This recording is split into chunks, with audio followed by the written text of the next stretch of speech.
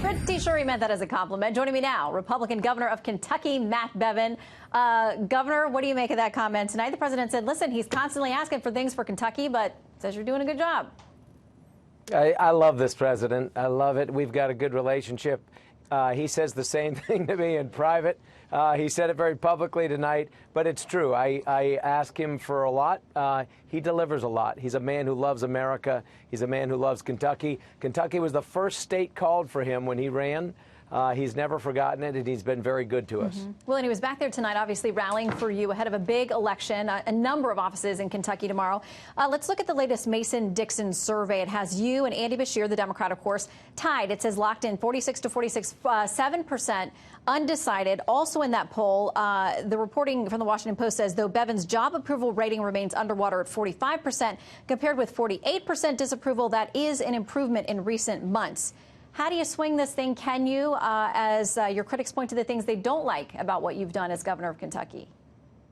You know, if you take on challenges, there's always going to be plenty who don't like things. If you take on the pension failure, if you take on tort reform, if you take on education reform, if you take on tax reform, these things are going to create controversy. We've kicked so many cans down the road for so many years, and I took these on very intentionally. This is the first political job I've ever had, Shannon. I'm not a politician. I'm not doing this to kiss rings or backsides. I'm not trying to build a political career. I'm trying to clean this state up. There's a lot of corruption. There's a lot of mess that's been left by 96 straight years of Democrat control of our House. I'm only the fourth Republican in 100 years. I'll remind you, though, 4 years ago at this time, 4 years ago, the night before the election, the same polls showed that I was down by 5%. I ended up winning by 9%. The polls don't work well here. So if they show that we are even right now, that bodes very, very well for us. I want to win by double digits. It absolutely is a bonus to have the president here, because this is a man who loves our country and our state, as I said, and the people here are grateful, and they will be enthusiastic about turning out, even to a greater degree than they might otherwise have been. Okay. I want to read something from Congressman John Yarmuth. He is a Democrat, obviously, from there in Kentucky. The only one, I think, in your congressional delegation. He says this to the Washington Post. Matt Bevin is kind of the antithesis of any politician I've ever been around, in that he seems to get up every day and decides, quote, well, who am I going to piss off today?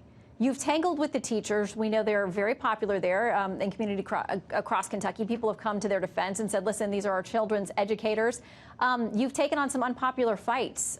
What do you make of what Mr. Yarmuth has to say? Coming from a liberal whiner like John Yarmuth, that's one of the greatest compliments I could ever get. Quite literally, I've quoted him recently. Aristotle said, if you want to avoid any controversy, say nothing, do nothing, and be nothing. And that's what too many people in politics do, nothing. And I'm fed up with it, frankly, as a taxpayer, as a military veteran, as a business owner. I'm somebody that said somebody's got to get in and take on hard issues. I will say this as it relates to teachers. My grandmother was a retired public school teacher. My father, public school teacher. 2 of my 5 siblings, public school teachers. My sister is still a 4th grade school teacher. I love teachers. This idea that I don't is nonsense. Who I have a problem with is the teachers union. It's corrupt. It's absolutely narcissistic. It's all about spending teacher dues for its own political power. Doesn't look out for the teachers or the students or their parents.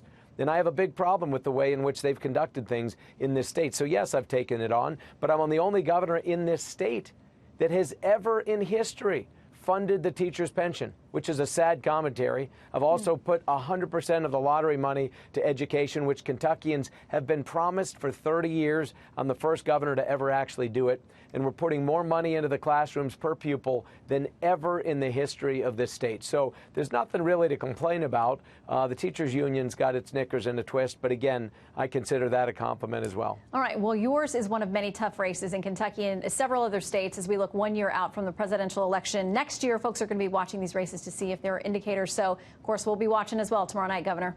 Thank you for your time. Thank you so much.